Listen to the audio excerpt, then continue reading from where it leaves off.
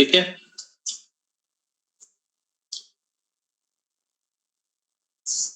अब यहाँ पे ये x है, ये y है और ये z है।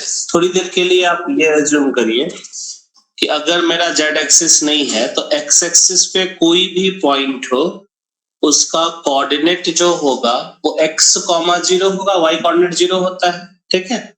तो इन द सिमिलर मैनर अगर x एक्सिस है ना तो इसका जो कोऑर्डिनेट होगा ना ये x, y और z 0 0 होगा, चाहे कोई भी पॉइंट हो x एक्सिस पे। y एक्सिस पे 0 y 0 एंड z एक्सिस पे 0 0 z। ओके, ये जो है ये हमारा ओरिजिन है जिसका भी कोऑर्डिनेट 0 0 0। बात समझ में आ गई? अब वापस आते हैं। अगर आपको 3D ज्योमेट्री अच्छे से समझना है ना तो आप अपने रेक्टेंगल घर में, जनरली घर रेक्टेंगल शेप का ही होता है, रूम आपका कमरा जिसमें आप रहते हो। इस बिल्डिंग में नहीं, ये तो पूरा जिगजैग है ना। इन रेक्टेंगल शेप है, आप एक कोने में खड़े हो जाइए और उस रूम की लेंथ को ना, लेंथ एक कॉर्नर में है तो लेंथ को एक्स एक्सिस मान लीजिए आप। मान लिए जो विड्थ है उसको वाई एक्सिस मान लीजिए और जो हाइट है उसको जेड मान लीजिए। आप इमेजिन करिए कि आप एक कोने में खड़े हैं, रूम के कोने में। एक्स एक्सिस लेंथ को माना हमने, वाई एक्सिस हमने विड्थ को माना और हाइट इज जेड एक्सिस। नैतिक जी आप इमेजिन कर पा रहे हैं? अब बताइए, तो जो आपका जिस फर्श पे आप खड़े हैं वो आपका एक्स वाई प्लेन कहलाएगा। अरे हाँ या ना? ये आपका एक्स वाई प्लेन। जो साइड वॉल होगा ना आपका, साइड वॉल, तो एक साइड वॉल जो होगा आपका वो एक्स जेड प्लेन कहलाएगा जहां खड़े हो, है ना। तो एक हमारा एक्स जेड प्लेन होगा और एक साइड वॉल जो होगा वो आपका वाई जेड। किसी कोने में खड़े हैं तो दो वॉल भी होगा आपके आजू बाजू, है ना। तो एक आपका वाई जेड प्लेन। 3D समझने के लिए आप घर के कोने में खड़े हो जाइए, ठीक है। अब एक्स वाई प्लेन अगर है ना तो इसका कोऑर्डिनेट हो जाएगा हमारा x, y, 0, y 0 होगा बस। अब वो जो साइड वॉल होगा उस पे जेड कोऑर्डिनेट कुछ नहीं होगा, ठीक है। एक्स जेड प्लेन जो होगा इसका y कोऑर्डिनेट 0 हो जाएगा और y जेड प्लेन का x कोऑर्डिनेट 0 हो जाएगा। ये चीज समझ में आ रही है बच्चे? इसमें कोई दिक्कत नहीं है। अब आप इमेजिन करिए कि घर में एक बल्ब लटका हुआ है कहीं से, या फैन लटका हुआ है, या कोई छत से एक चीज नीचे आप नीचे नीचे नीचे नीचे जमीन की तरफ लटका रहे हैं, ठीक है। तो बाबू वो जो पॉइंट होगा ना फ्री स्पेस वाला, वो हमारा एक्स वाई जेड होगा। बस समझ आ रही है? घर के कोने में आप खड़े और आपने एक बॉल ऐसे उछाल दिया ऊपर, ठीक है। कैमरा लगा हुआ है वो आपका, ठीक है। तो ये जो कहलाता है ना, ये 3D प्लेन का पॉइंट कहलाता है। अब यहाँ पे जो है ना, मैं इसको भी इधर ही कहीं लिखूंगा। This point is P X, Y, Z. मेरे हिसाब से ये चीज आपको समझ में आ गई होगी। एक्स वाई जेड 3D में कहाँ है, एक्स वाई प्लेन क्या है, वाई जेड प्लेन क्या है एंड एक्स जेड प्लेन क्या है। इज दैट क्लियर और नॉट? हेलो, अब समझना इस चीज को। अगर आपसे कोई पूछे कि इस point P X Y Z से अगर मैं एक्स एक्सिस पे परपेंडिकुलर ड्रॉ करूं तो फुट ऑफ परपेंडिकुलर क्या होगा? x, 0, 0। यस और नो? हेलो, क्योंकि x एक्सिस का तो पता है। अगर आपका कोई पॉइंट है x, y, उससे अगर आपने परपेंडिकुलर ड्रॉ किया x एक्सिस पे तो उसका कोऑर्डिनेट x, 0 होता है। 3D ज्योमेट्री में आप ये समझिए कि अगर मैंने x, y, z से x एक्सिस पे परपेंडिकुलर ड्रॉ किया तो जो हमारा फुट ऑफ परपेंडिकुलर होगा that is x, 0, 0। Similarly for y and z also. x, y, z से अगर आपने y एक्सिस पे फुट ऑफ परपेंडिकुलर ड्रॉ किया तो वो आपका 0, y, 0 हो जाएगा। और अगर आपने z एक्सिस पे परपेंडिकुलर ड्रॉ किया तो वो आपका 0, 0, z होगा। ये पहली बात। दूसरी बात, इस XYZ से अगर आप XY प्लेन पे फुट ऑफ परपेंडिकुलर ड्रॉ करते हो, अब आप सोचिए ना कि एक कैमरा आपका ऐसे हैंगिंग छत से लटक रहा है, ठीक है, XYZ, और XY प्लेन पे उसका फुट ऑफ परपेंडिकुलर क्या होगा? X, Y, 0। यस और नो? हेलो बच्चे, जेड कोऑर्डिनेट तो होगा ही नहीं कुछ, ठीक है। YZ प्लेन पे फुट ऑफ परपेंडिकुलर क्या होगा? 0YZ, और XZ प्लेन पे foot of perpendicular X0Z। Is that clear? कोई कुछ बोल ही नहीं रहा है बच्चा पार्ट।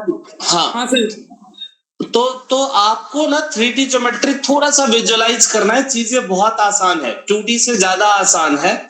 2D तो टफ था, फिर भी 3D फ्री का मार्क्स आपको देके जाएगा, इस बात की गारंटी। 3-4 चीजें हैं जो बार बार रिपीटेड मोड में पूछा गया है, बस आपको वही सिखाना है मेरे को, और वो आप बड़ी आसानी से सीख जाइएगा, ठीक है। नाउ क्वेश्चन सॉल्व करने में ना 2-3 चीजों का यूज होगा हमारा, तो वो 2-3 चीजें मैं आपको बता देता हूं। जिसमें सबसे पहला है आपका डिस्टेंस फॉर्मूला,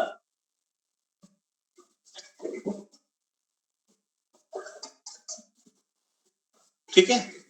तो just like 2D geometry, 3D में भी अगर आपका कोई 2 पॉइंट है A एंड B, है ना, और इनके कोऑर्डिनेट हैं आपके x1, y1, z1 and x2, y2, z2। तो अगर आपको AB डिस्टेंस फाइंड आउट करना है तो 2D ज्योमेट्री में हम लोग क्या करते थे? x2 माइनस x1 का whole square, y2 minus y1 का whole square. y1 minus y2 भी कर दीजिए, because a minus b whole square, b minus a whole square same होता है। इसमें बस एक एक्स्ट्रा z2 वाला टर्म लिख दीजिए, आपका काम हो जाएगा। इज दैट क्लियर और नॉट? तो ये जो चीज है ना, ये बहुत आसान है, इसका बहुत ज्यादा यूज करेंगे हम लोग। थोड़ा सा कैलकुलेशन आपको करना पड़ेगा। कैलकुलेशन इन द सेंस की 7/9 से 2/3 का डिस्टेंस निकालना है, तो 7/9 माइनस 2/3 का होल स्क्वायर। अब अगर ये सब करने में दिक्कत जा रही है तो जेन्युइन दिक्कत है आपका, है ना, फिर कुछ नहीं हो सकता। नो, डिस्टेंस फॉर्मूला के बाद अगला है हमारा सेक्शन फॉर्मूला, ठीक है। सेक्शन फॉर्मूला क्या करते थे? mx2 plus mx1 upon m plus n, है ना। इसमें यही चीज आप z के लिए भी एक एक्स्ट्रा लिख दो, ठीक है। तो मैं केवल इंटरनल वाला लिख रहा हूं यहाँ पे।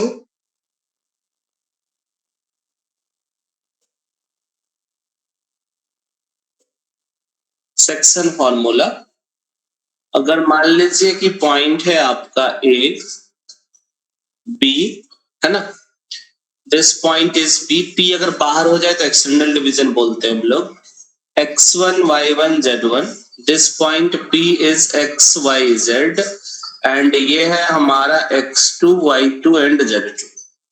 अगर इसने इसको m/n रेशियो में डिवाइड कर दिया इंटरनली, ठीक है, तो जो ये आपका P x y z का कोऑर्डिनेट होगा दैट इज mx2 प्लस का nx1 upon m plus n। ऐसा हम लोग 2D में करते थे x और y लिख के, ठीक है।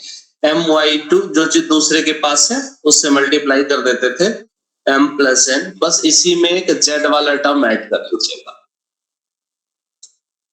एक्सटर्नल डिवीजन को आप ऐसे सोचिए कि B जो है वो A और P को एक्सटर्नली डिवाइड कर रहा है m प्लस n इस टू n रेशियो में, है ना।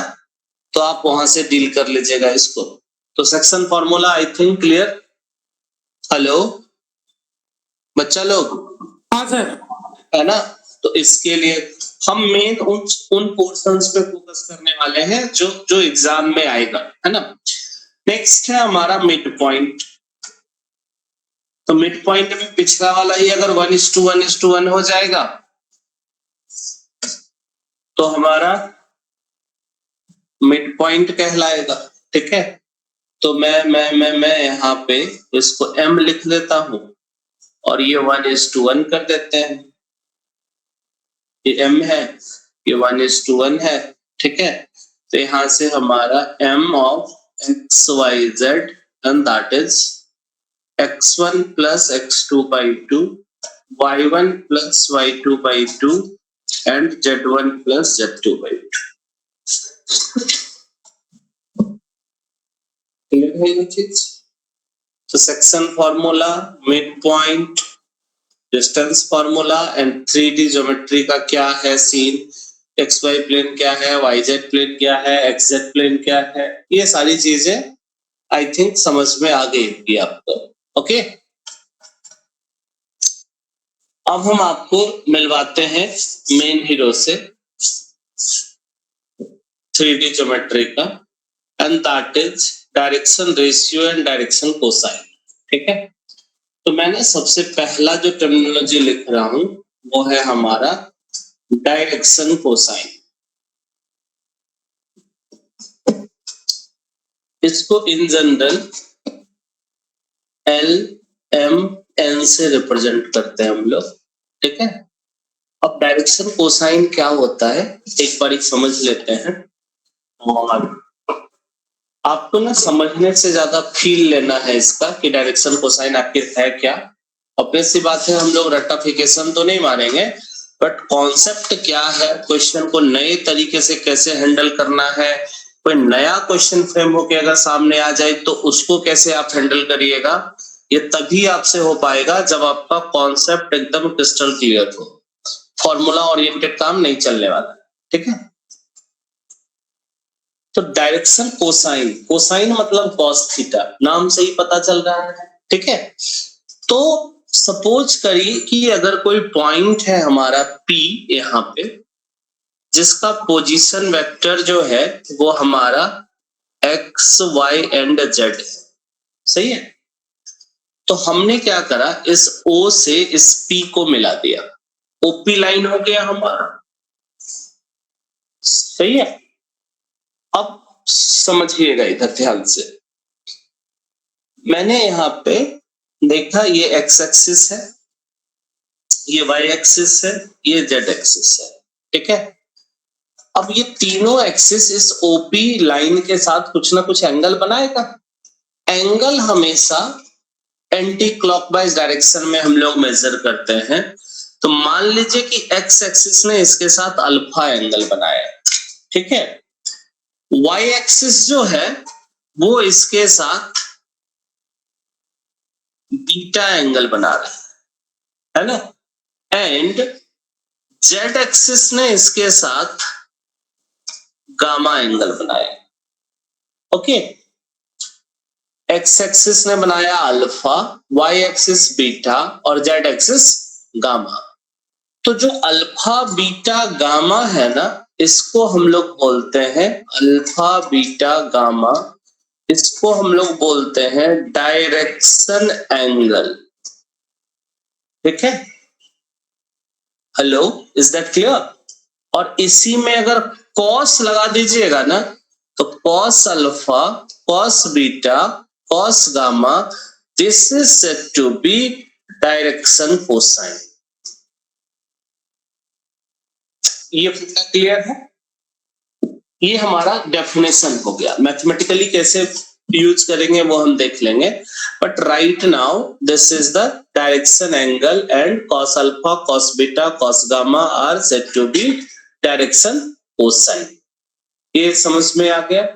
पक्का? श्योर? लॉक किया जाए? अच्छा, अब मैं ना एक्स एक्सिस वाला काम एक बार कर लेता हूं, बट बिफोर दैट थोड़ा बहुत वेक्टर पढ़ के आए हम लोग, एक बार ही वेक्टर से इसको डील करते हैं। ठीक है, कोई मेरे को बताएगा कि ओपी वेक्टर क्या होगा?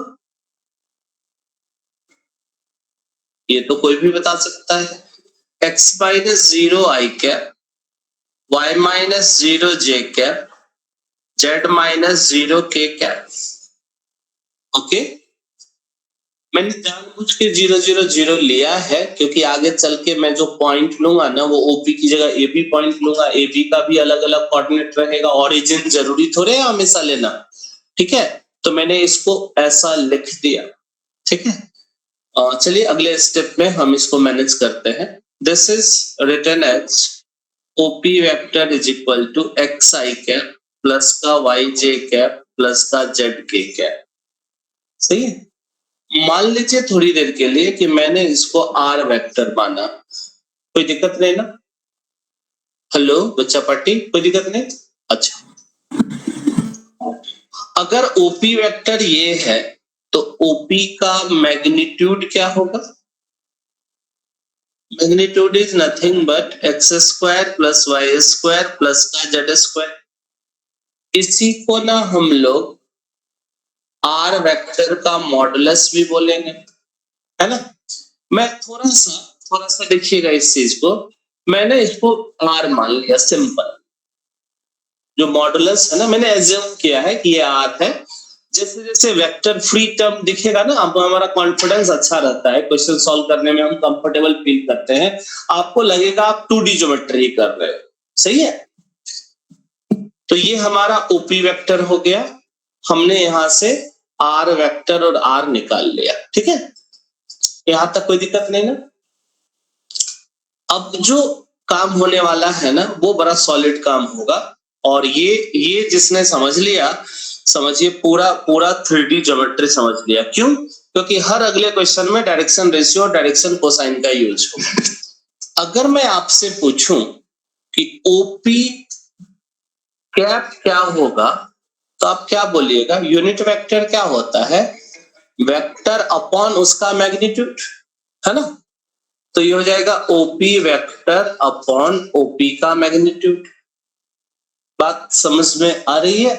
अच्छा, अब इधर देखिएगा, ये हो जाएगा X by R I cap plus का Y by R J cap plus का Z by R K cap and that is equal to OP cap.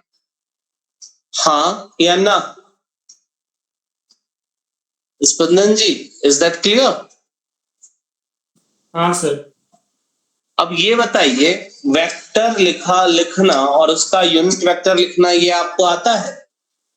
मतलब आपको डायरेक्शन रेशियो और डायरेक्शन कोसाइन आता है। बस मेरा रिलेट करने का देरी है, एक बार रिलेट कर देंगे हमारा काम हो जाएगा। अब आप समझिए इधर ध्यान से, मैं आपको डायरेक्शन कोसाइन एक्सप्लेन करने जा रहा हूं। ठीक है, थोड़ा सा समझते हुए काम करेंगे हम। ये बताइए कि इस पॉइंट P से एक्स एक्सिस पे जो फुट ऑफ परपेंडिकुलर होगा वो क्या होगा? x, 0, दांत तोड़ दिया जाएगा आपका। Foot of perpendicular is x, 0, ठीक है। अब ये बताइए x, 0, से ये लेंथ कितना होएगा? x की क्या हो जाएगा? ये root under Y square plus Z square होगा। हमको उससे कोई मतलब नहीं है क्योंकि वो जरूरत ही नहीं था। ये जो पॉइंट है ये डिस्टेंस कितना होगा? ओ से इसका डिस्टेंस x होएगा, और ये डिस्टेंस कितना है? r। तो आप बताइए, ये तो सिंपल ट्रायंगल है, हमने तो अभी वाई जेड इन्वॉल्व ही नहीं किया। तो आप मेरे को इतना बता दो कि कॉस अल्फा क्या हो जाएगा यहां से बाबू? x bye r। हाँ या ना? और इसी को तो हम लोग एल बोलते हैं। तो जो डायरेक्शन कोसाइन है ना, उसको निकालना कोई ज्यादा टफ चीज है ही नहीं। इन द सिमिलर मैनर, अगर आपको कॉस बीटा चाहिए, अब आप थोड़ा सा इसको रोटेट कर दो, वाई एक्सिस को एक्स एक्सिस की तरह लाओ, फील ले लो, तो कॉस बीटा क्या आपका वाई बाय आर हो जाएगा। तो इसी को बाबू एम बोलते हैं। ठीक है, और कॉस गामा जो होगा वो जेड बाय आर हो जाएगा, इसी को हम लोग एन बोलते हैं। तो यहां से एल एम एन हमको पता चल गया।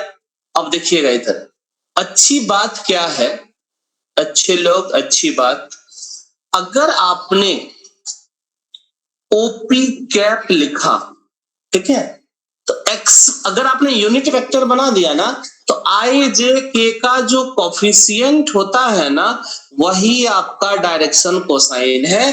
बात खत्म, बाकी आपको इधर उधर जाना ही नहीं। जो वेक्टर गिवन है, अगर आपने उसके मैग्नीट्यूड से उसको डिवाइड कर दिया तो जो आपका वेक्टर मिला उसमें जो i j k का कोफिशिएंट है वही हमारा डायरेक्शन कोसाइन होता है and this direction cosine is unique. मतलब ऐसा नहीं है कि एक लाइन का ऑर्डर, क्योंकि एंगल सेम तो cos of alpha is going to be same. Yes और नो? अगर आपको कोई एक लाइन दे दे और पूछे इसका डायरेक्शन कोसाइन बताइए, आप उसको इसके यूनिट वेक्टर में कन्वर्ट कर लीजिएगा, आई जे के का कोफिशिएंट जो होगा वो हमारा डायरेक्शन कोसाइन। बात समझ में आ रही है? पक्का? कोई दिक्कत नहीं ना किसी को? आप अगर इसको वेक्टर वाले अप्रोच से रिलेट करिए ना तो देखिएगा कि जो x है ये हमारा projection of OP upon x है। मैं थोड़ा सा इसको भी रिलेट कर देता हूं चीजों को, तो काम अच्छे से करेंगे हम लोग, क्योंकि क्वेश्चन में उसकी जरूरत पड़ेगी। पहले आप लोग एक बार ये कंफर्म कर दीजिए कि ये समझ में आ गया ना। मैं तो बोलता हूं कि सीधा ये याद रखिएगा कि जो भी वेक्टर है उसका यूनिट वेक्टर बना दो और उसमें जो यूनिट वेक्टर बनाने के बाद जो आई जे के का कोफिशिएंट है वही हमारा डायरेक्शन कोसाइन है। बात खत्म। ओके, इस चीज को थोड़ा सा अलग अलग नजरिए से देखिए, क्योंकि हम वेक्टर पढ़ के आए हैं। बताइए, projection of OP vector on x axis क्या होगा? ओपी वेक्टर का एक्स एक्सिस पे प्रोजेक्शन। तो बाबू प्रोजेक्शन जब आप करते हो ना तो हम ऐसे लिख देते हैं, ये एक्स है हमारा, हाँ ये ना, ओ है ना। अब बताइए प्रोजेक्शन करते हैं तो ओपी वेक्टर इनटू का आई कैप इक्वल टू एक्स होगा। जिस पे प्रोजेक्शन डालते हैं उसका यूनिट वेक्टर लेते हैं। Projection of B on A क्या होता था? B vector dot A cap, dot product यही होता था हमारा। अब देखिएगा यहां से ओपी का मॉडुलस, आई कैप का मॉडुलस, इनके बीच का एंगल है अल्फा, तो this is cos alpha equal to X. ठीक है, ओपी वेक्टर आर है, ये हमारा 1 है, ये कॉस अल्फा है, ये एक्स आ गया। आप यहां से फील लीजिए, यहां से भी कॉस अल्फा एक्स बाई आ रहा है। तो ये सब चीज जो है वो समझना बहुत आसान है। क्यों? क्योंकि हम लोग इसी रास्ते पहुंचे हैं इधर। तो मैं यहाँ पे सिमिलरली करके कॉस बीटा और कॉस गामा लिख दूं। ये समझ में आया ना? प्रोजेक्शन और OP upon Y axis Y हो जाएगा, OP dot Y J vector equal to Y. Now modulus लीजिएगा, आपका आंसर आ जाएगा। हेलो सात्विक जी, इज दैट क्लियर? ठीक है, तो कॉस बीटा हमारा y by R and cos gamma हमारा z अपॉन आर हो जाएगा। मैं तो बच्चों को बोलता हूं कि ये सारी चीजें बाईपास करिए, सीधा सीधा चीज याद रखिए कि हमारा हमारा हमारा हमारा हमारा क्या था, यूनिट वेक्टर बनाइए, काम हो गया। सही है। अब देखिए वापस आते हैं, थोड़ा सा मेहनत और करेंगे। ठीक है, अब यहां से ना एक चीज हमें देखनी है कि हमारा आर जो लेंथ था, देखिएगा इधर आर लेंथ जो था वो क्या था? Root over X square plus Y square plus R square, sorry plus Z square. अरे डिस्टेंस यही था ना। अगर मैंने आर स्क्वायर कर दिया तो X square plus Y square plus Z square, और अगर आपने आर स्क्वायर से डिवाइड कर दिया तो X by R square, Y by R square, Z by R square equal to 1। Now L square plus M square plus N square equal to 1। कौन सी बड़ी बात है ये बताइए? यूनिट वेक्टर है तो ये तो मैग्नीट्यूड 1 होगा ही। ओपी कैप है तो आप बताओ ओपी का मॉडुलस 1 नहीं हो जाएगा?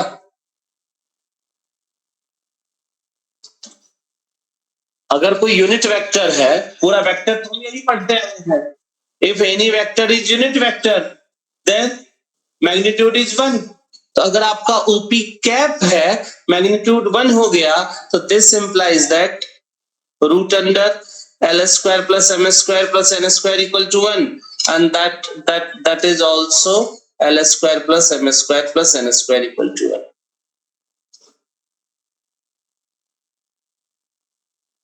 यस और नो?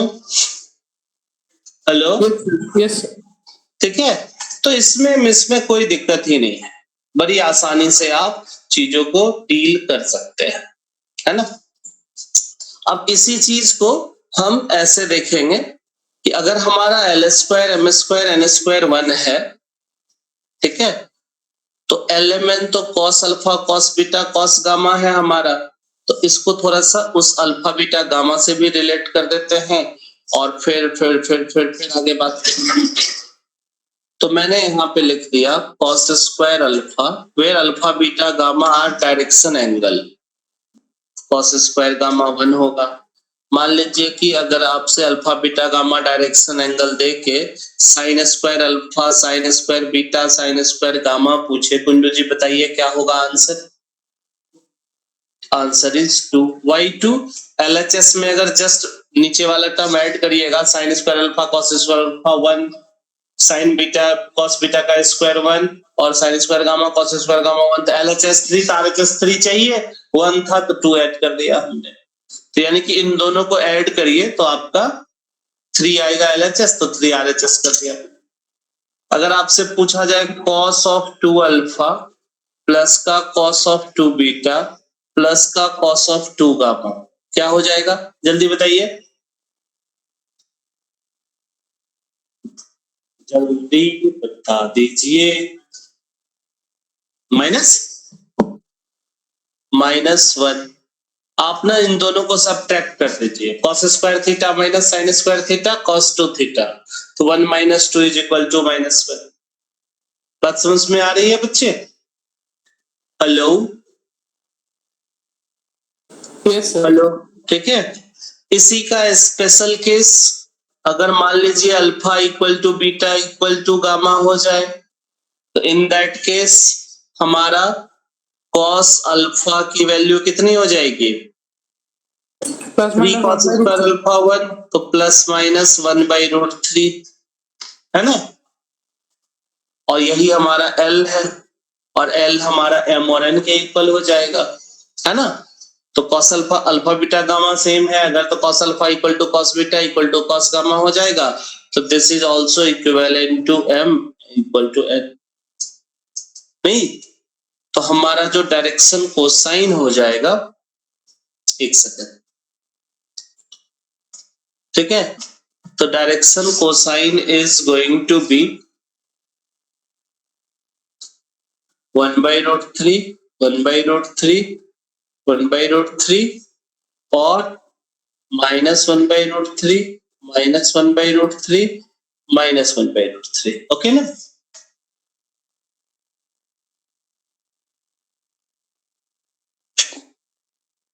अल्फा बीटा सेम है, इसका मतलब cos alpha cos beta cos gamma same है।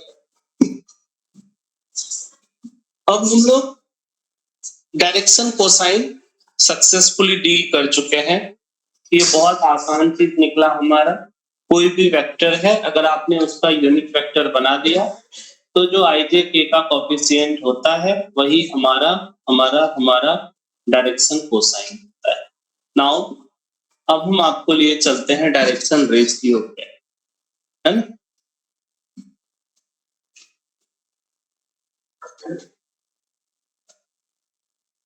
डायरेक्शन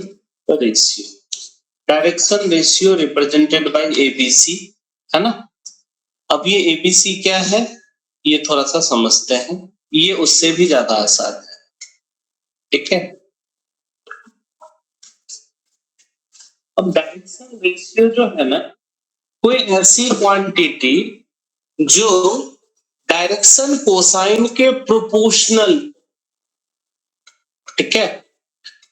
तो डायरेक्शन कोसाइन के प्रोपोर्शनल जो क्वांटिटी होती है ना, वो हमारा डायरेक्शन रेशियो कहलाता है। L/A M/B N/C, सही है। तो ये ABC हमारा डायरेक्शन रेशियो कहलाता है। अब आप सुनिएगा इधर ध्यान से ध्यान से ध्यान से। हमारा L जो था वो x/r था, अभी हम फाइंड आउट करके आए थे। cos alpha is equal to x/r, cos alpha ही हमारा L था, तो we have L is equal to x/r, ठीक है। M is equal to y/r and N is equal to z/r। तो पहली नजर में मुझे क्या दिखा, देखिएगा इधर आप लोग ध्यान से, L by x is equal to M by y is equal to N by z and that is equal to 1 by r। आप लोग को भी दिख गया होगा, हाँ या ना? ठीक है, अब बताइए, मतलब एक्स वाई जेड ही डायरेक्शन रेशियो है।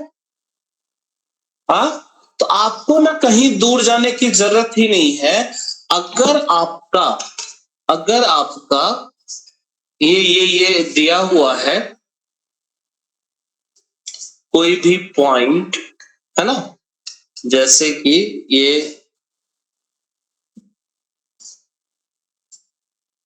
कोई पॉइंट है आपका P, ये है O, इसका कोऑर्डिनेट x y z, ठीक है। तो आप क्या करिएगा, यहां से OP वेक्टर लिख लीजिएगा, ठीक है। तो ये जो OP वेक्टर आप लिखोगे ना, x minus 0 i cap plus का y, मैं बार बार 0 लिख रहा हूं इसलिए क्योंकि इन फ्यूचर 2 टर्म वाला भी आएगा ये। तो ये बाबू OP वेक्टर क्या हो जाएगा, x i कैप प्लस का y j cap plus z k cap, यानी कि जो लिखा हुआ है ना आपका वेक्टर, उसमें जो i j k का कोफिशिएंट है वो खुद डायरेक्शन रेशियो। तो पूरी कहानी का एक सिंपल मीनिंग आप ये समझिए कि जो वेक्टर लिखा हुआ है उसमें i j k का कोफिशिएंट इज डायरेक्शन रेशियो, और जब आपने उसको यूनिट वेक्टर बना दिया तो उसका जो i j k का कोफिशिएंट है that is direction cosine. Is that clear और नॉट? हेलो, रिपीट कर रहे हैं? अब रिपीट करने के लिए हम आपको एक छोटा सा एग्जांपल देते हैं। कौन सा? ये मैं तो ये बोला कि जो डायरेक्शन कोसाइन के प्रोपोर्शनल हो वो डायरेक्शन रेशियो होता है। डायरेक्शन डेफिनेशन चाहिए आपको, direction ratio is proportional to direction cosine. अब प्रोपोर्शनल चीज जो है वो तो करना होगा।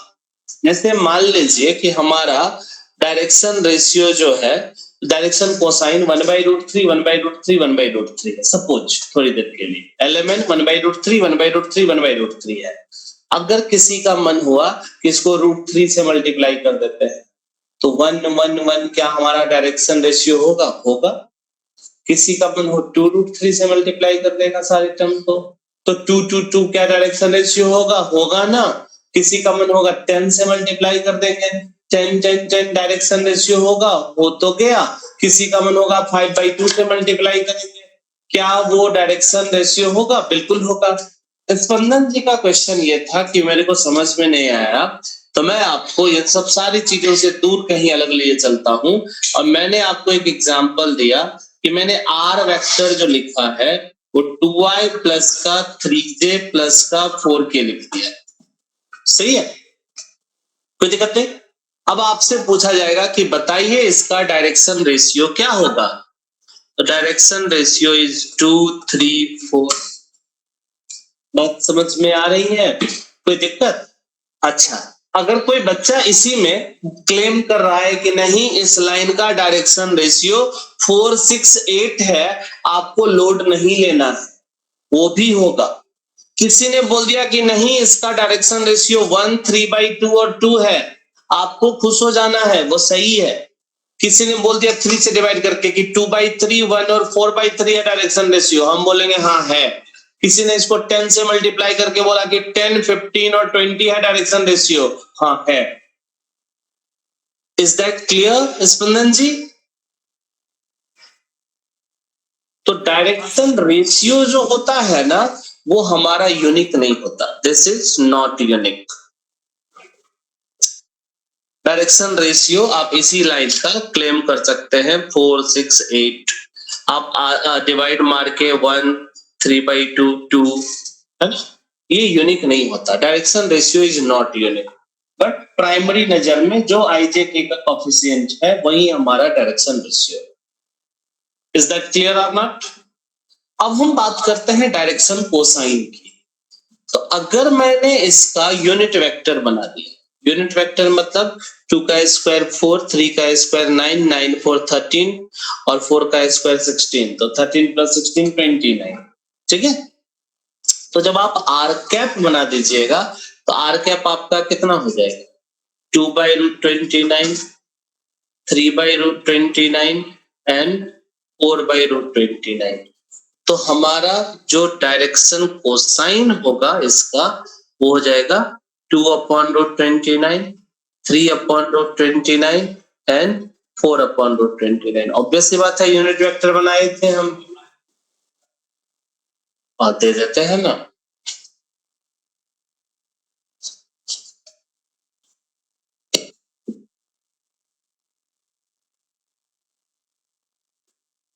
सही है। तो अगर आपने यूनिट वेक्टर बना दिया ना, उसके बाद जो आई जे के का कोफिशिएंट है वही हमारा डायरेक्शन कोसाइन होता है। क्योंकि यूनिट वेक्टर इसमें मैग्नीट्यूड तो 1 होगा ही, आप चेक कर लीजिए, वही से तो आया है हमारा। नहीं तो डायरेक्शन कोसाइन जो होता है वो यूनिक होता है, चाहे आप कितना भी प्रोपोर्शनल बदल दीजिए, this is unique.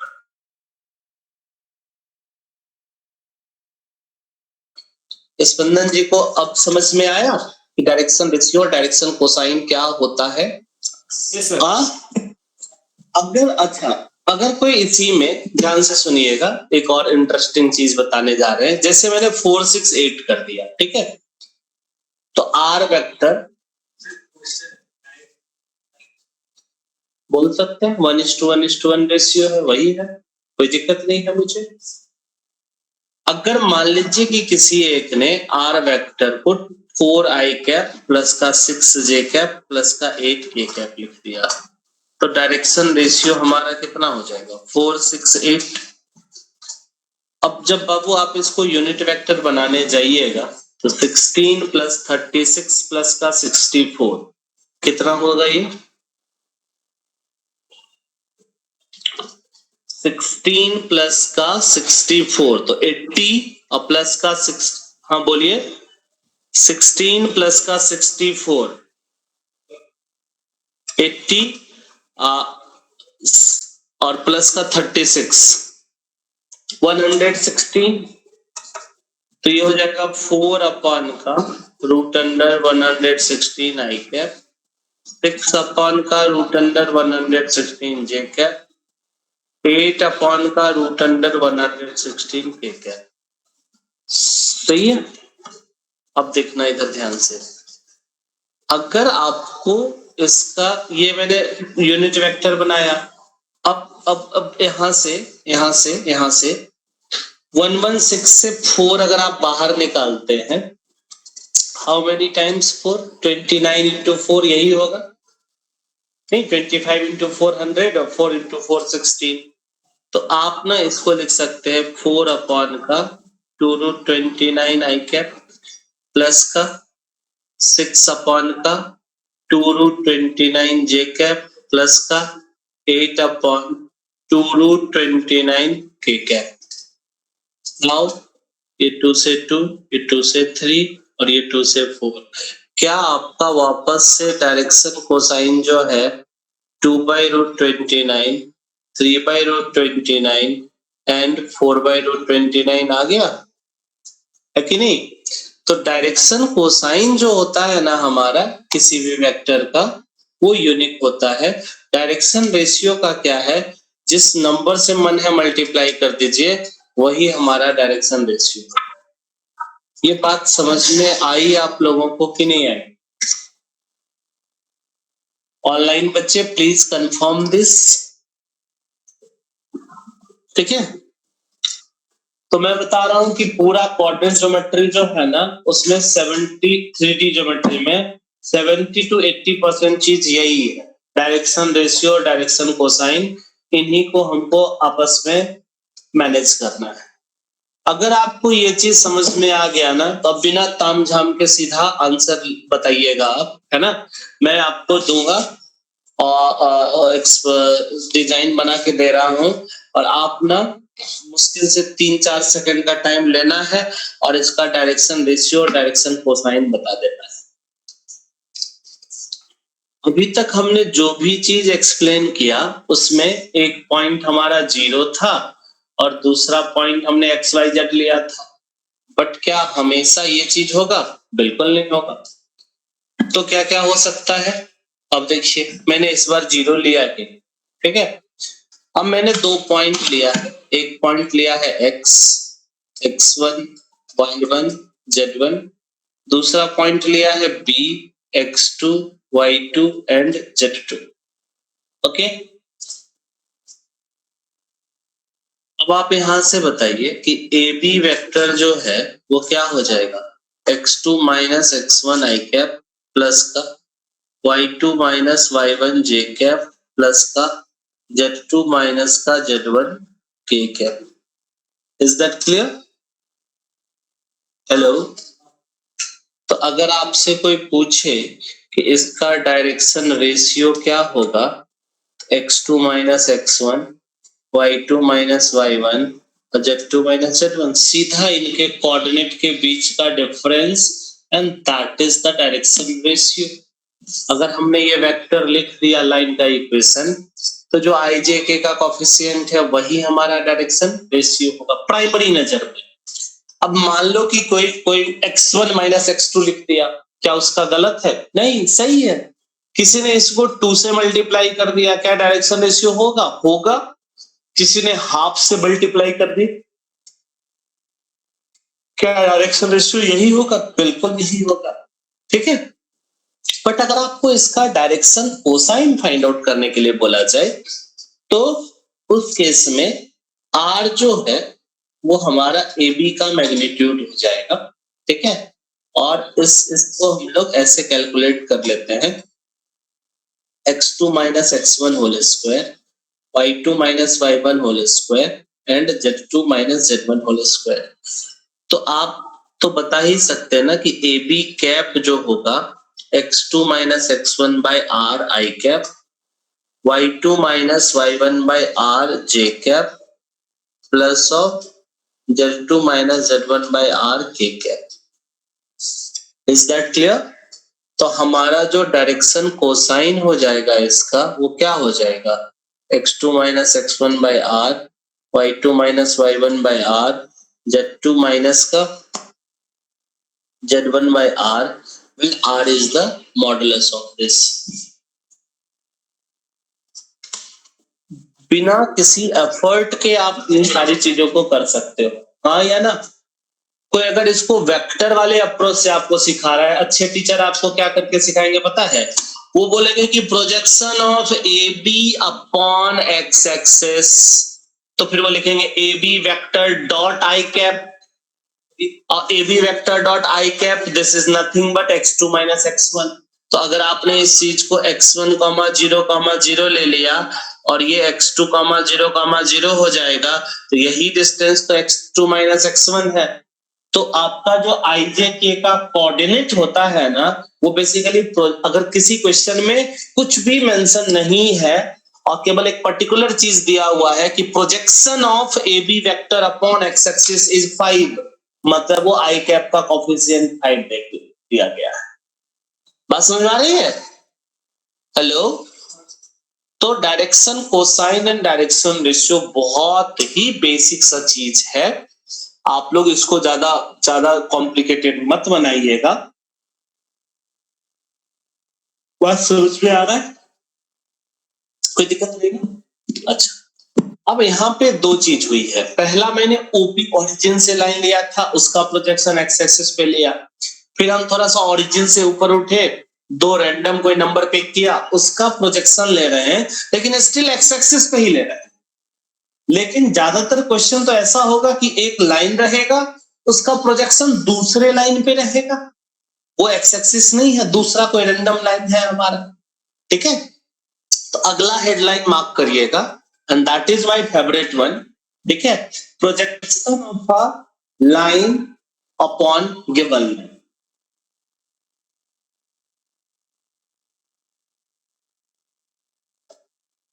This is my favorite one. मैं ज्यादातर इसी का यूज करता हूँ क्वेश्चन सॉल्व करने में। Projection of line on given line.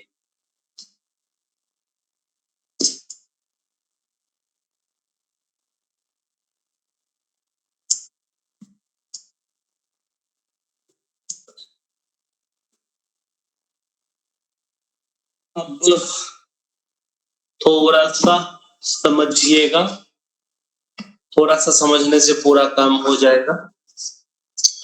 मान लीजिए कि ये लाइन हमारा ए बी है, ठीक है। अब या तो आपको ए बी लाइन का इक्वेशन दे दिया जाएगा या इसका डायरेक्शन रेशियो दे दिया जाएगा। सपोज करिए कि आपको ना ए बी लाइन ही दे दिया गया है, ए आई कैप प्लस का बी जे कैप प्लस का सी के कैप, सही है। तो आप फटाफट बता दीजिए what is the direction ratio A B C, नहीं, what is the direction cosine A by R B by R C by R, that is element, सही है। तो अगर आप इसको यूनिट वेक्टर बनाने जा रहे हैं तो ये कितना हो जाएगा आपका, A by R I cap B by R J cap C by R K cap. हाँ, ये ना, ये तो बहुत आसान है। तो ए बी कैप जो है वो है बेसिकली एल आई प्लस का एम जे प्लस का एन के।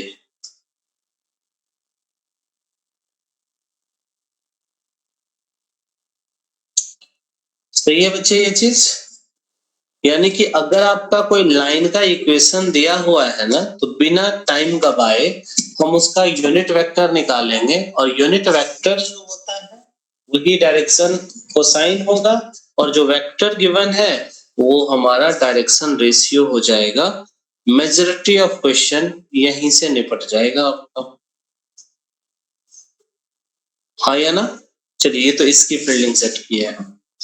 नाउ हमारा क्वेश्चन क्या था कि projection of a line on given line.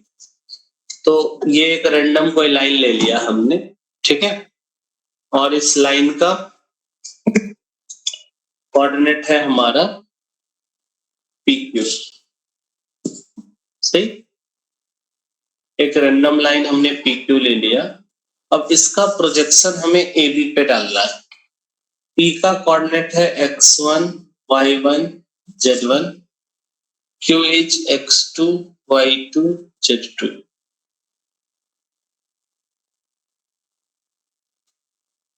सही है।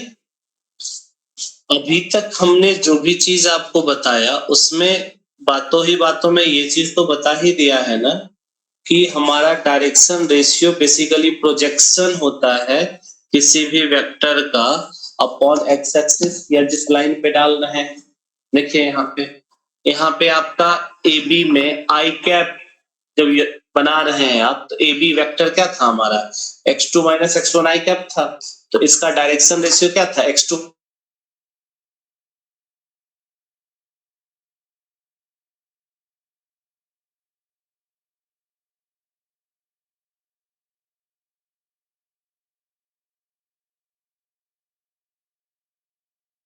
माइनस x1 है ना। से किसी ने पूरी प्रोजेक्शन ऑफ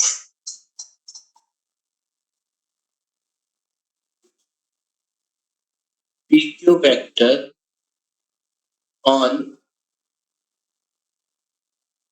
AB वेक्टर क्या होगा बताइए।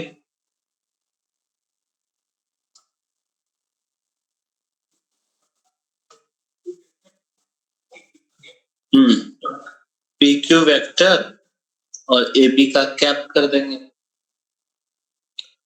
यहां से PQ वेक्टर कितना हो जाएगा, x2 minus x1 I cap y2 minus y1 j cap and z2 minus z1 k cap. हाँ या ना। P Q vector dot A cap जो होगा वो आपको नहीं लग रहा है ऐसा, L times X two minus X one plus का M times Y two minus Y one plus का Z times M two minus M. सही है, ये आ गया। तो यही है हमारा projection of P Q upon का ए बी है। बात समझ में आ रही है? अब देखिए ये बड़ा सॉलिड रिजल्ट है, और अगर आपको ये पता है मतलब आपको सब पता है। पहला वाला स्पेशल केस लीजिए। हाँ,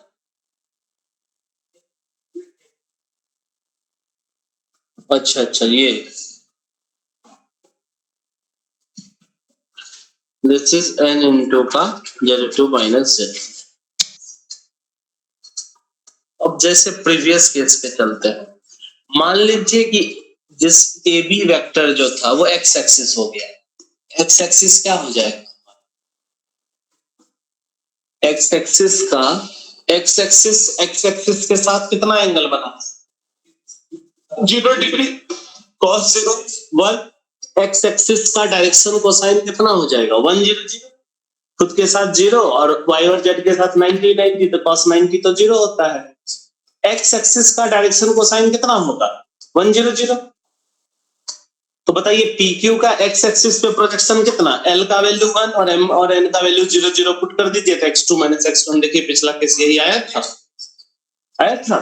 तो यही इसी का जनरलाइज केस पिछला 2 है।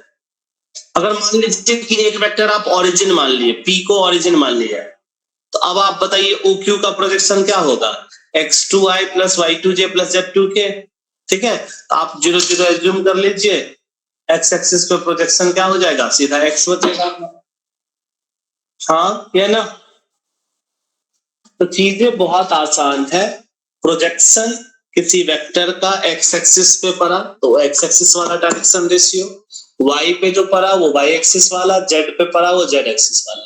सॉल्व करने का तरीका क्या कहता है कि उसी वेक्टर का ही आईजेके का जो कोफिशिएंट है वही डायरेक्शन रेशियो है। अब आप उसको 2 से 4 से 5 से बट सिमिलर टर्म से मल्टीप्लाई करते जाइए, आपका डायरेक्शन रेशियो मिलता जाएगा। बट डेटा कितना भी बदल दो, अब 2 से मल्टीप्लाई किए ऊपर तो मॉड में भी 2 बाहर निकल के कैंसिल आउट हो जाएगा। ऊपर अगर आप 1/7 से मल्टीप्लाई किए हैं तो नीचे भी मॉड में 1/7 बाहर निकल के कैंसिल आउट हो जाएगा। तो direction cosine is going to be fixed for any data set. Yes और नो? तो अब बारी है कुछ क्वेश्चन खेलने की। खेलते है ना? अभी तक जितना समझाया उसके बेसिस पे बहुत सारे क्वेश्चन किए जा सकते हैं। हम सॉल्व करना शुरू करते हैं। ओके, सबसे पहला क्वेश्चन है हमारा, आसान भी है, जल्दी हो भी जाएगा। इफ अ लाइन, हाँ बोलिए, एक बार लास्ट पेज देखा, लास्ट पेज देख लीजिए।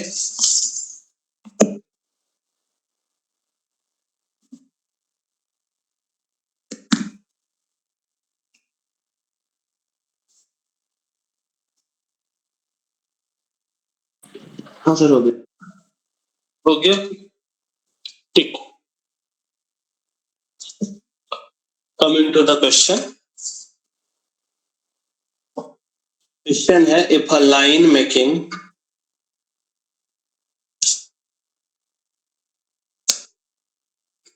equal angle theta with x and z axis and beta with y axis, given that sin square beta is equal to 3 sin square theta, then cos square theta equal to क्या होगा? जल्दी बताइए, आपके पास 60 second का time है और वो 60 second भी बहुत ज्यादा टाइम।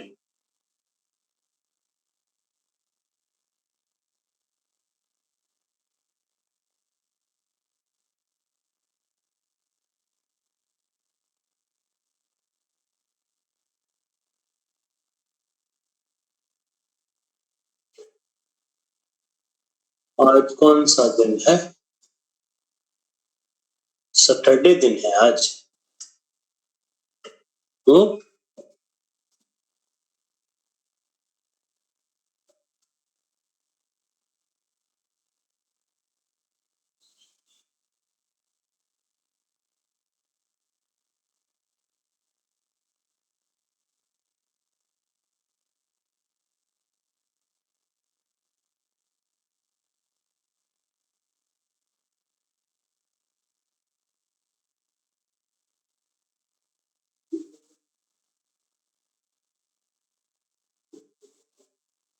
हम्म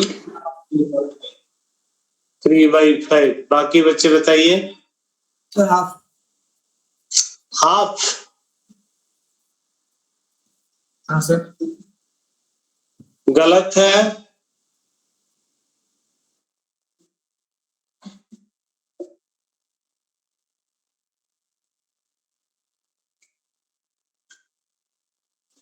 सर 3/2 sin square थीटा। नहीं, न्यूमेरिकल आंसर चाहिए।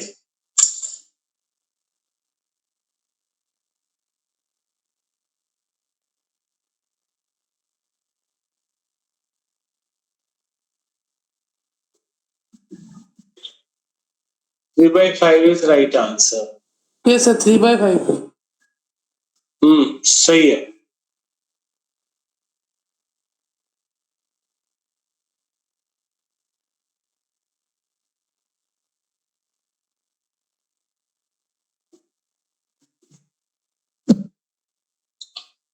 हमारे पास क्या दिया हुआ है? cos स्क्वायर अल्फा प्लस का cos स्क्वायर बीटा प्लस का cos स्क्वायर गामा जो होता है ये 1 होता है। ठीक है। सामने वाले ने दे रखा है कि x और z के साथ हमारा alpha is equal to gamma equal to theta दिया हुआ। ठीक है। तो ये कितना हो जाएगा? cos स्क्वायर थीटा प्लस का cos स्क्वायर बीटा प्लस का cos स्क्वायर थीटा इज 1। यहां से 2 cos square theta is 1 minus का cos स्क्वायर बीटा, तो 2 cos square theta is sin square beta. यहां से 2 cos square theta is going to be sin square beta is 3 sin square theta. Now आपको अगर cos square theta की value पूछी गई है, एक बच्चे ने 3/2 sin स्क्वायर थीटा बोला, बिल्कुल सही बोला, बट न्यूमेरिकल आंसर लाइए ना 2 और ये 3, इधर हो जाएगा 5 cos square theta equal to 3, then cos square theta equal to 3/5। Is that clear?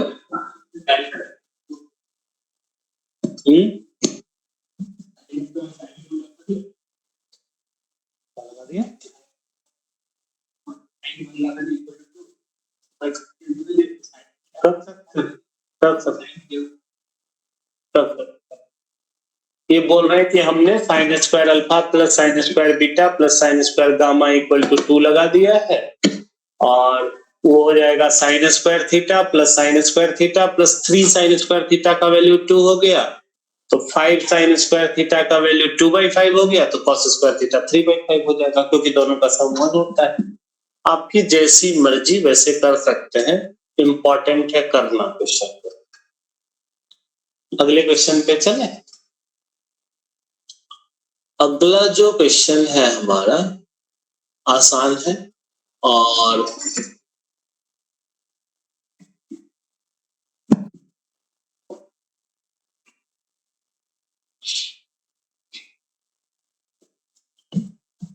Moving to the next question, देखिएगा दिया हुआ है alpha beta gamma, alpha beta gamma ये आपका डायरेक्शन एंगल है, if alpha minus beta is equal to 90 degree, then gamma equal to क्या होगा, ये आपको पता करना है।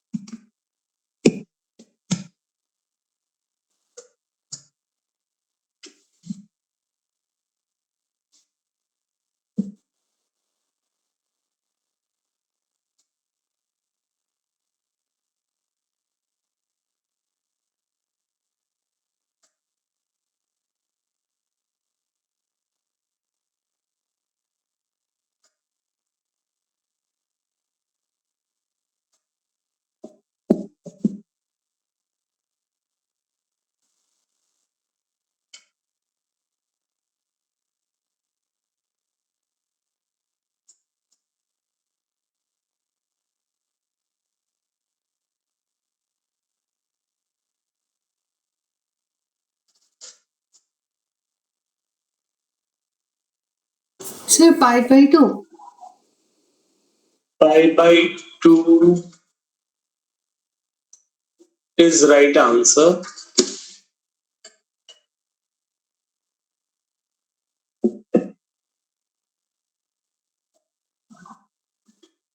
Pi by 2 सही है। 90 degree. 90 डिग्री भी सही है। ठीक है, देखिए अल्फा माइनस बीटा अगर आपका 90 डिग्री है ना, तो हम अल्फा को लिख सकते हैं 90 प्लस का बीटा। दो वेरिएबल को मैनेज किया जा सकता है।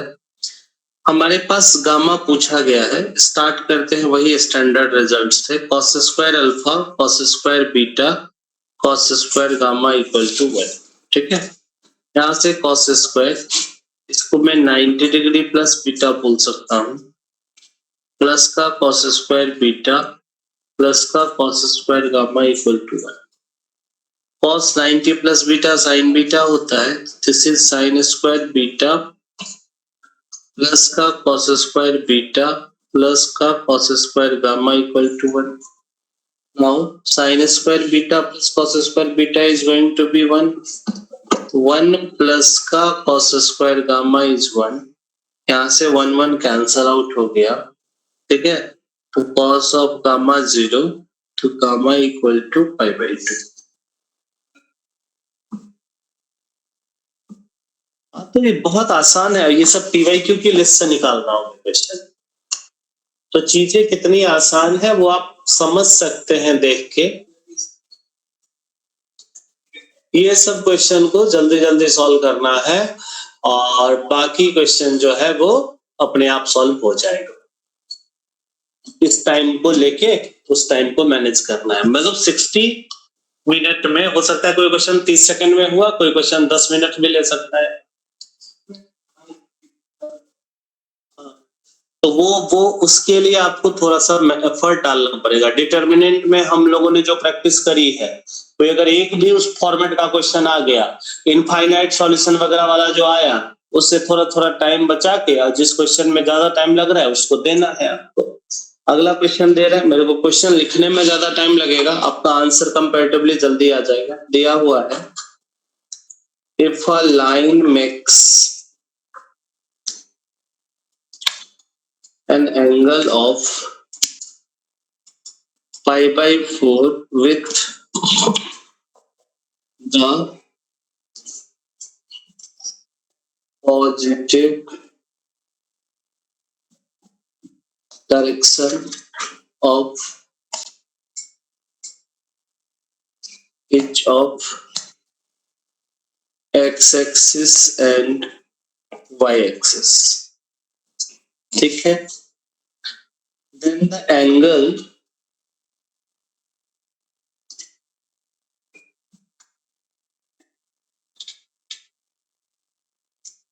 that the line makes with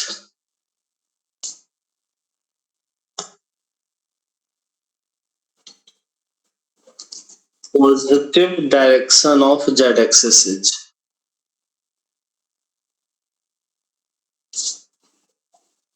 हमने अभी तक डायरेक्शन नहीं बोला, दैट इज बाय डिफॉल्ट, है ना। 5/2। ये क्वेश्चन पढ़े और तुरंत टिक मार दिए, यही तो होता है हमारा तरीका सॉल्व करने का। Sir pi by two. 5/2 is right answer.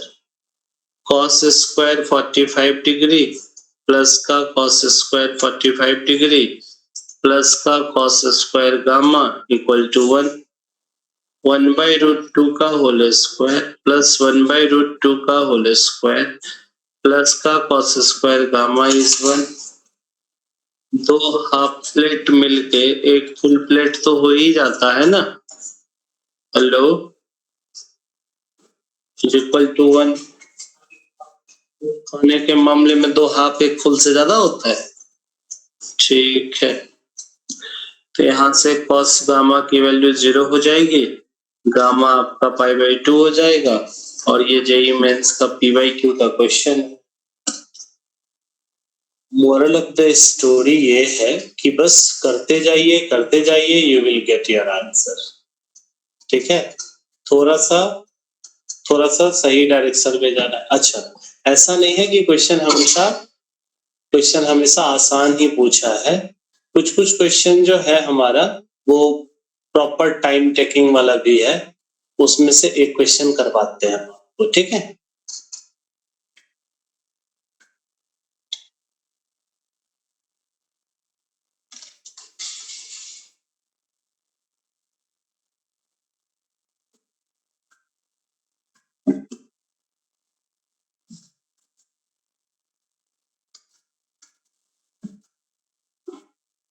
Moving to the next question. दिया हुआ है each of the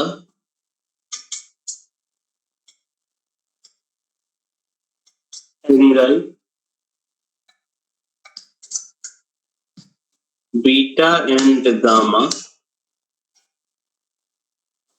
that a given line x with y and z axis respectively is half of the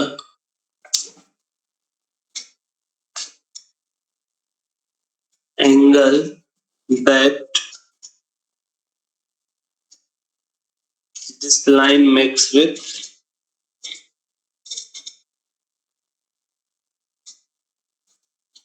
x-axis.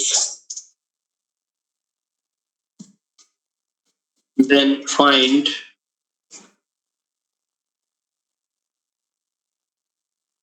the sum of all possible values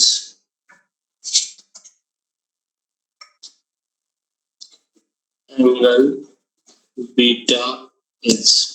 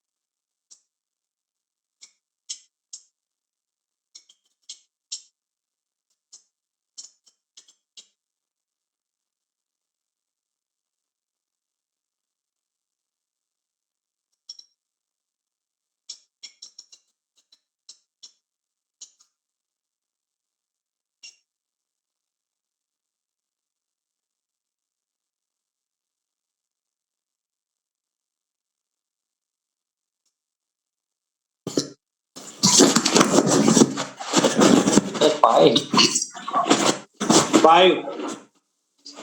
देखते हैं बाकी बच्चे कितना जल्दी आपको गलत बोलते हैं।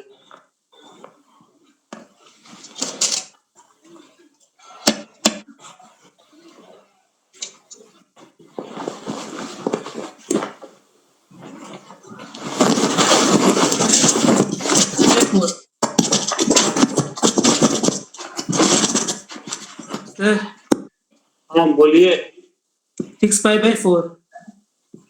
6π/4 को 3π/2 बोल दीजिएगा तो अच्छा रहेगा ना। हाँ सर 3π/2 सर। वो गलत है।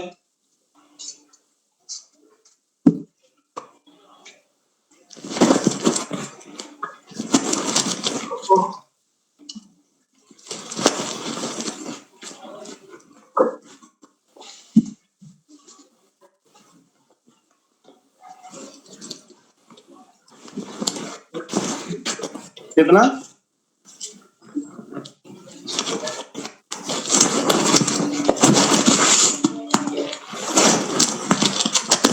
नेक्स्ट राइट आंसर पाई होगा पाई।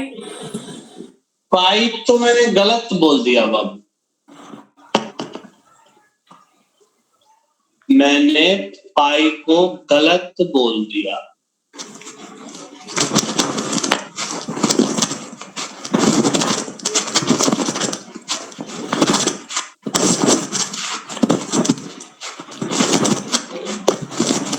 सर 2π। कितना? 2π। 2π भी गलत है बाबू।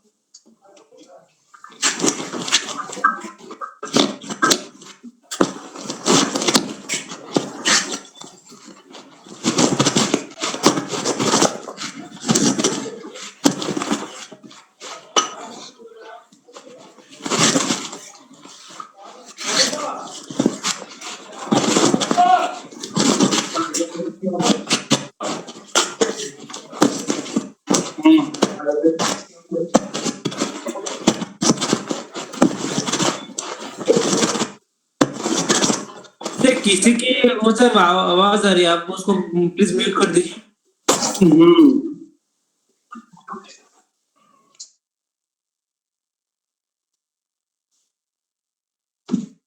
चलिए देखिए, देख लेते हैं क्वेश्चन में क्या दिया हुआ है कि बीटा जो है वो α/2 है और गामा भी α/2 है।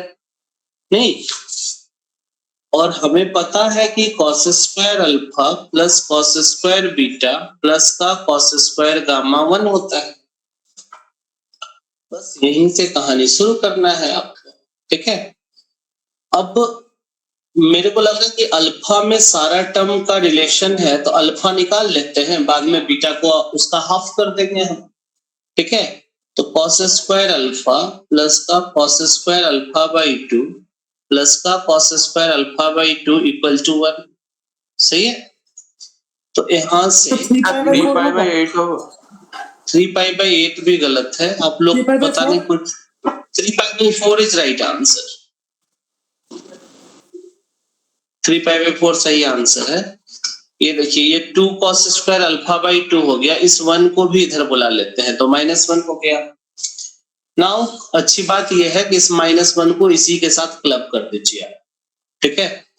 तो ये हो जाएगा हमारा cos² alpha. 2 cos² theta -1 is cos 2 theta. तो ये हो जाएगा हमारा cos ऑफ 2 इंटू का α/2 and that is equal to 0। यहां से 2 से 2 कैंसिल। तो cos² alpha plus cos alpha 0 हो गया हमारा। यहां से अगर हमने cos अल्फा कॉमन ले लिया तो cos alpha plus 1 equal to 0। तो now either cos alpha is 0 या cos alpha plus 1 is 0। cos alpha 0 मतलब अल्फा इक्वल टू π/2 और यहां से cos अल्फा इज -1 मतलब अल्फा इक्वल टू पाई, सही है। तो ये आपको अल्फा की वैल्यू आई है, ठीक है। तो जब आपका अल्फा π/2 हो जाएगा तो बीटा जो है वो तो α/2 है, तो दिस इज π/4। और जब आप अल्फा पाई लीजिएगा तो बीटा अल्फा बाई 2 है, तो ये पाई बाई 2 हो जाएगा। 90 प्लस का 45 डिग्री। अगर आपसे समेशन ऑफ बीटा पूछा गया है तो पाई बाई 4 प्लस का पाई by 2, LCM is going to be 4, pi plus 2 pi, 3 pi by 4 is right answer to this question. अब इसमें आप लोग पिछले 5-7 मिनट से हाँ किसी भी तरीके से करिए, कैसे कैसे लाए तो क्या कैसे करते हैं? आपने क्या लिखा है? cos square alpha by 2, alpha by 2, उसको भी अल्फा बाई 2 में कन्वर्ट किया है आपने cos अल्फा को। हाँ, क्या लिखे हैं आप ये बताइए तो उसको। नहीं, cos स्क्वायर अल्फा को अल्फा बाई 2 में कैसे कन्वर्ट किया है ये तो बताओ।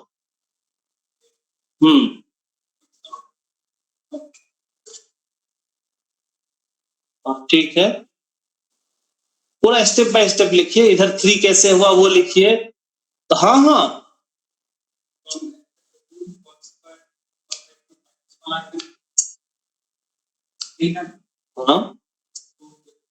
आप ना अल्फा को भी अल्फा बाई 2 में कन्वर्ट किए हैं, यही बोलना चाहते हैं ना।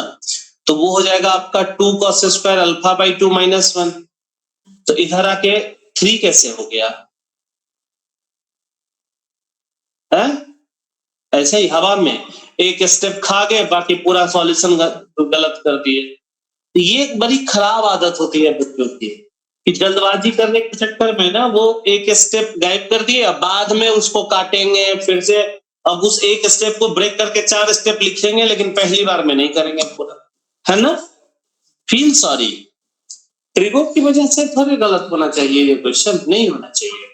अगले क्वेश्चन पे लिए चलते हैं आपको। सर अल्फा की कोई और वैल्यू नहीं हो सकती? बाबू हम ना एंगल जो लेते हैं ना वो 0 से 180 डिग्री के बीच में ही कंसीडर करते हैं, उससे ज्यादा कैसे घूमोगे। जनरलाइज सॉल्यूशन अगर आप लीजिएगा, एक्चुअल में ये जो क्वेश्चन था ना इसका ऑप्शन भी दिया हुआ था। आपका कहना बिल्कुल जायज है ना, कि बाकी वैल्यू क्यों नहीं ले सकते, हम बिल्कुल ले सकते हैं। बट इन जनरल हम एंगल जो है ना वो, एक सेकेंड,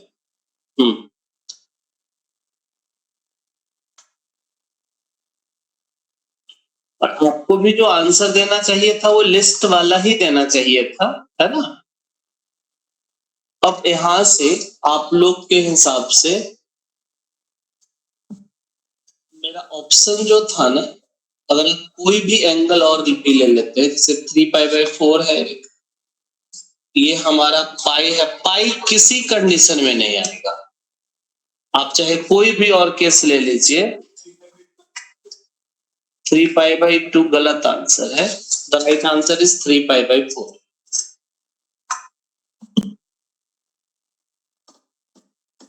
सर। हाँ बोलिए। सर आपको ये सोल्यूशन अपना भेजे बाद देखना, उसमें गलती को 3 पाई बाई 2 आ रहा है उसमें। ये आपने किया क्या है ये बताइए ना, थोड़ा सा सबको बता देंगे हम। अच्छा आपने मुझे भेजा है? हाँ सर। ठीक है,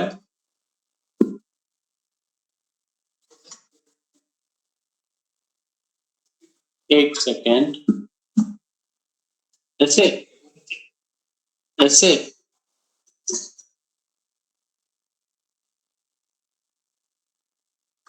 इन्होंने क्या किया है, बीटा अल्फा बाई 2 है और गामा अल्फा बाई 2 है, ये क्वेश्चन में दिया हुआ था। आपने gamma is equal to beta ले लिया, क्योंकि alpha equal beta equal to alpha by दोनों को कंपेयर किया तो गामा बीटा हो जाएगा, ये परफेक्ट है। तो बीटा हो गया और अल्फा इक्वल टू 2 बीटा कर दिया। वेरी गुड, बहुत अच्छे। Now 2 cos square beta plus cos square beta minus sin square beta,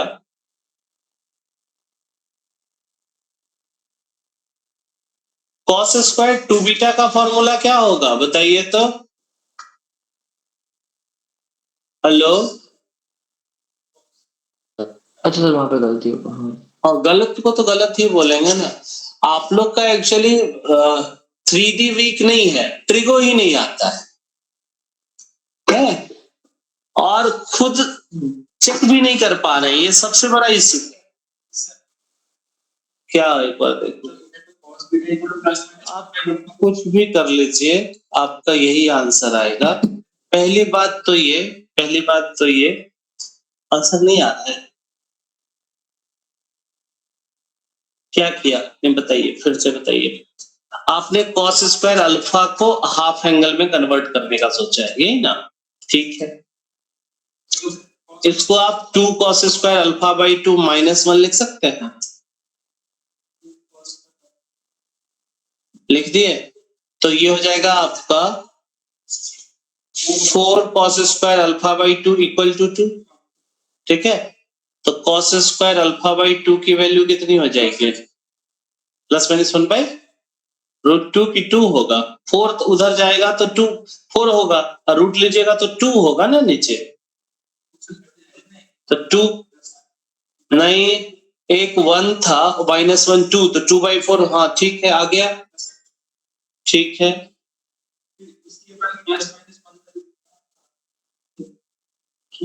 तो अल्फा आपका कितना हो गया? एक एंगल आ जाएगा आपका, चलिए मैं बता ही दूं क्या। देखिए, इनका तकलीफ ये है इन सज्जन का कि cos स्क्वायर अल्फा प्लस का 2 cos square alpha by 2 equal to 1 दिया हुआ है। इन्होंने क्या किया, जैसे हमने अल्फा में कन्वर्ट किया ना, इनका मन है हाफ प्लेट खाने का, है ना? तो इन्होंने इस एक्सप्रेशन को ऐसे लिख दिया, 2 cos स्क्वायर अल्फा बाई 2 -1, ऐसा। तो ये cos अल्फा का वैल्यू होगा ना, ये cos स्क्वायर अल्फा का वैल्यू थोड़े होता है। cos 2 theta is 2 cos square theta -1 है। दिमाग की बत्ती जली? चलिए, बहुत तकलीफ है आप लोगों के साथ। अब आगे चलते हैं हम। आदमी गलत हो ना, फॉर्मूला क्या है? आदमी गलत है। इधर इधर नैतिक जी भी अनैतिक काम करके बैठे हैं, आप भी यही कर दिए हैं, सब सही कुछ भी नहीं है। अगला क्वेश्चन करते हैं। क्या किया था? अरे बच्चा लोग, ये बताओ कि cos 2 थीटा होता है ना, 2 cos स्क्वायर थीटा -1। हाँ, लोग cos स्क्वायर 2 थीटा को लिख रहे हैं 2 cos स्क्वायर थीटा -1। तो ये तो गलत पहले भी था, आज भी आगे भी रहेगा। अब ये बोल रहे हैं कि हाफ प्लेट से नहीं होता है। अरे हाफ प्लेट में फुल प्लेट से ज्यादा होता है, तो हाफ प्लेट में। स्पंदन जी को भी डाउट था? नहीं सर, मेरा सेम आंसर आया था ना। Good boy. हाँ, आगे चलते हैं। अगला क्वेश्चन करते हैं सही से। अगला क्वेश्चन अच्छा क्वेश्चन है, वो ओरिजिनल क्वेश्चन है। मतलब हम चाहते हैं कि वैसा ही क्वेश्चन जेई वाला पूछे, ताकि अच्छे बच्चे ही केवल सॉल्व कर पाए। हाँ, देखिए क्वेश्चन दिया हुआ है, लेट पी, सारे बच्चे ऑनेस्टली करिएगा। Let P x y z be a point in the first octant। जैसे 2D में क्वाड्रेंट होता है ना 4, वैसे ही इसमें ऑक्टेंट होता है। ऑक्टेंट मतलब सर फर्स्ट ऑक्टेन में सारे पॉजिटिव होते हैं क्या? क्या? फर्स्ट ऑक्टेन में सारे पॉजिटिव होते हैं? हाँ जी, हाँ जी। ठीक है, जैसे first quadrant, second quadrant, third quadrant, sine के हिसाब से वैसे ही ऑक्टेंट है हमारा। ठीक है, whose projection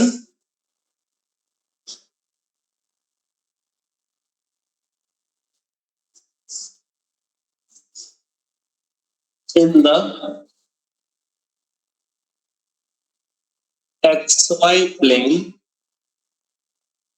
is the point Q।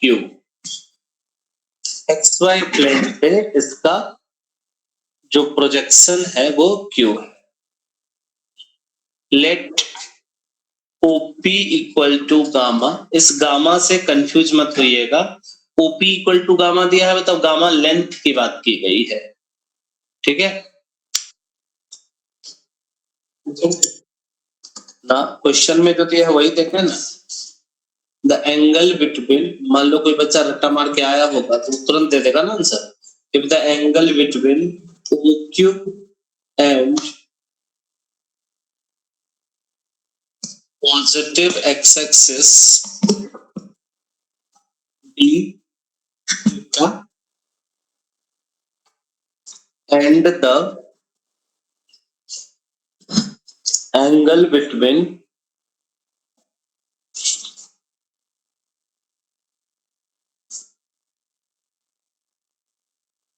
OP and positive z-axis b phi, where O is origin. Then the distance of P from x-axis is. Question है बढ़िया, ऑप्शन इससे भी बढ़िया है। Gamma times root under 1 minus sine square five into sine cos square theta, sorry into का cos square theta. Option B है हमारा gamma times root over थोड़ा ऊपर देखने cos square theta into sine square five, C option. थोड़ा सा diagram बना के करिए, ठीक है, तो जल्दी आंसर आ जाएगा। कोई भी rough sketch, sine square theta into cos square five, and option D is gamma times root over 1 plus का cos square theta, sorry cos square five into का sine square theta.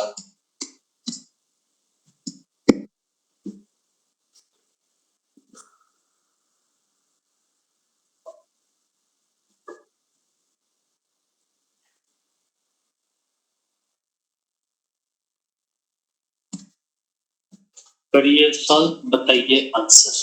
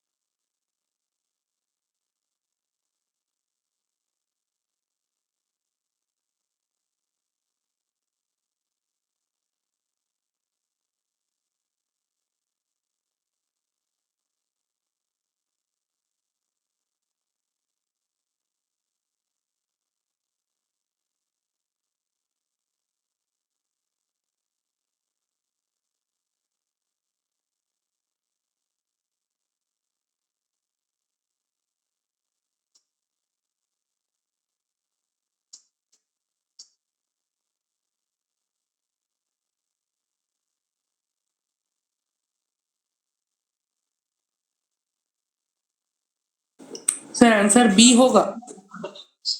B option, B B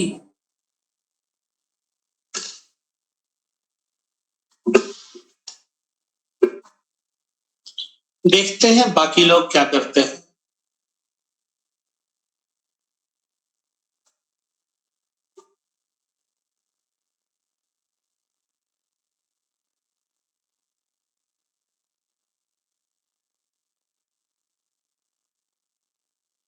नहीं sir ए आ रहा है calculation हाँ sir ए आएगा। ये आएगा, देखते हैं, हाँ सर ए आ रहा है देखते हैं।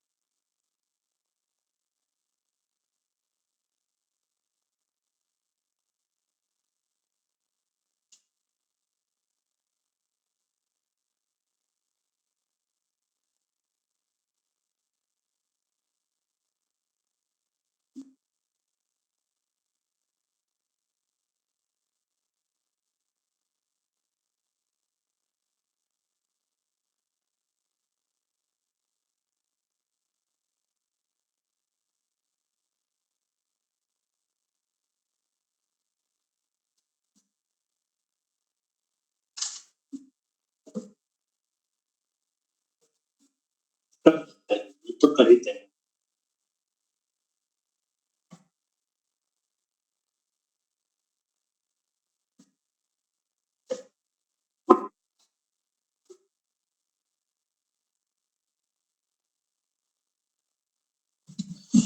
देखिएगा इधर ध्यान से,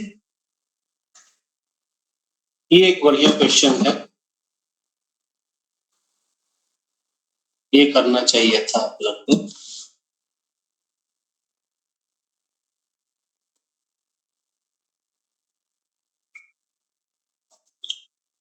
क्वेश्चन में क्या क्या दिया हुआ है वो देखते हैं, है ना। तो क्वेश्चन में ये देखिए, ये एक्स एक्सिस बना दिया हमने, ये वाई एक्सिस है, this one is Z axis.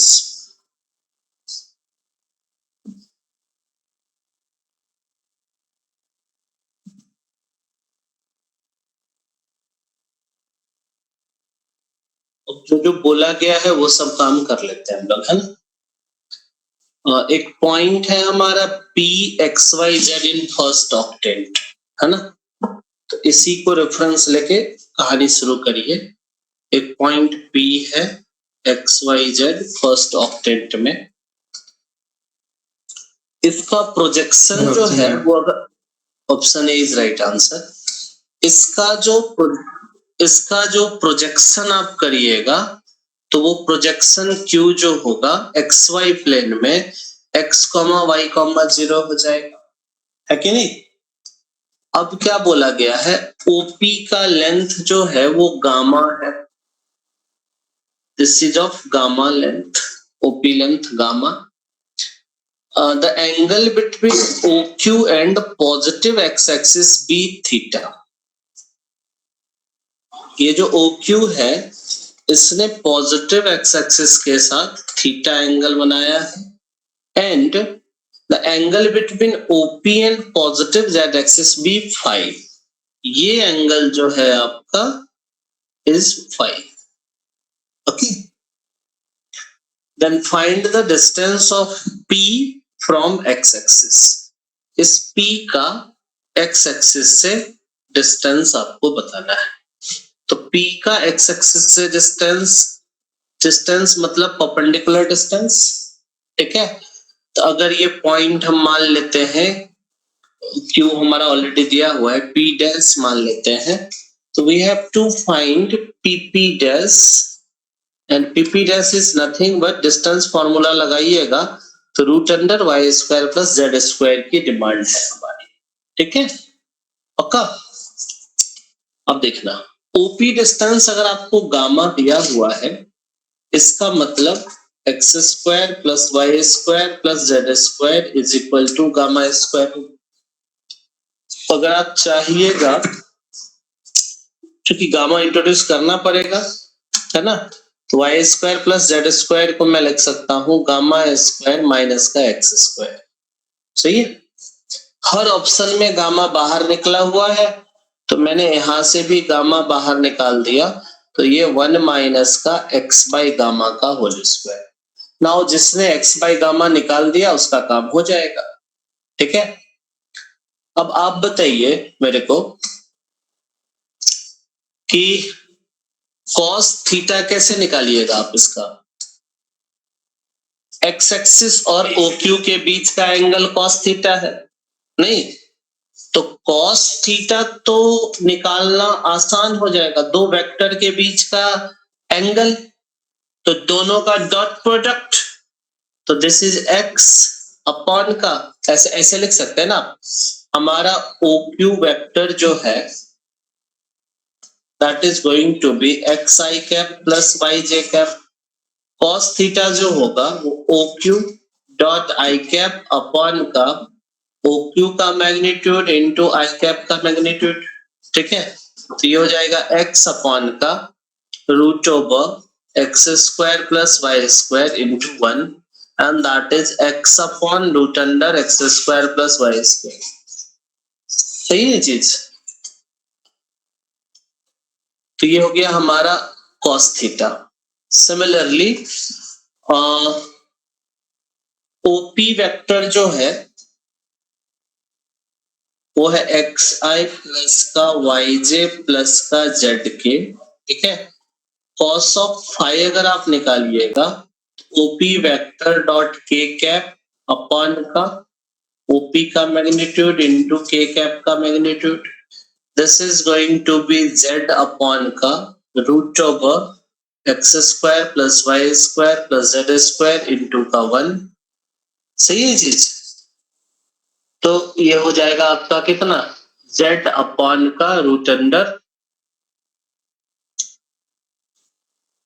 X square plus Y square plus का जेड स्क्वायर। यहां तक कोई दिक्कत नहीं ना। अब एक बार देखिएगा ऑप्शन में साइन फाई इन्वॉल्व है और कॉस फाई इन्वॉल्व है, तो अगर आपने कॉस फाई निकाल लिया तो क्या साइन फाई निकाल सकते हैं, ऐसे ऐसे देखिए, राइट एंगल ट्रायंगल ले लीजिए, कॉस फाई, अगर ये एंगल फाई है, कॉस थीटा जो होता है वो बेस अपॉन का hypotenuse, X square Y square Z square, तो perpendicular must be Y square plus Z square, हाँ या ना। तो यहां से साइन ऑफ फाई जो होगा हमारा that is root under Y square plus Z square upon का root over X square plus Y square plus Z square हो जाएगा। अच्छा जी, जेड है तो ये एक्स होगा, ठीक है। तो this is x square plus का वाई स्क्वायर, यहां भी अपडेट कर दीजिए उसको, this is x square plus का वाई स्क्वायर। तो ये साइन फाई हो गया। पहले आप लोग कौन सा ऑप्शन बोल रहे हो, फर्स्ट ऑप्शन, हाँ फर्स्ट ऑप्शन बोला है, चलिए देखते हैं फर्स्ट ऑप्शन को ही हम लोग। यहां से साइन स्क्वायर फाई का वैल्यू कितना हो जाएगा, X square plus Y square upon X square plus Y square plus का जेड स्क्वायर, देख लेते हैं। और पहले ऑप्शन में कॉस स्क्वायर थीटा भी दिया हुआ है, तो कॉस स्क्वायर थीटा कितना हो जाएगा, एक्स स्क्वायर अपॉन का X square plus Y square. सही है। अब हो तो गया काम, हो गया बच्चे, हाँ मल्टीप्लाई करिए हो जाएगा, क्योंकि एक्स स्क्वायर से X square plus Y square cancel out होता हुआ दिख गया मेरे को। ठीक है, तो यहां से cos square theta into sine square phi किसी ने किया, X square upon X square plus Y square into का X square plus Y square upon X square plus Y square plus Z square. ये जय हिंद जय भारत, और ये एक्स स्क्वायर और ये गामा स्क्वायर, लो पुट कर दो, gamma times root under 1 minus cos square theta into sin square phi, and that is the right answer to this question. Clear है ये चीज? मिलते हैं हम लोग अगली क्लास में, है ना। ये आपका क्वेश्चन था, ये भी कोई ज्यादा टफ क्वेश्चन नहीं है, बड़ी आसानी से किया जा सकता था, हमने कर भी दिया। Okay bye bye. सर हाँ बोलिए। ये मिलेगा, पीडीएफ मिलेगा? ये पीडीएफ मिल जाएगा। Please sir, bye sir, thank you. Bye bye.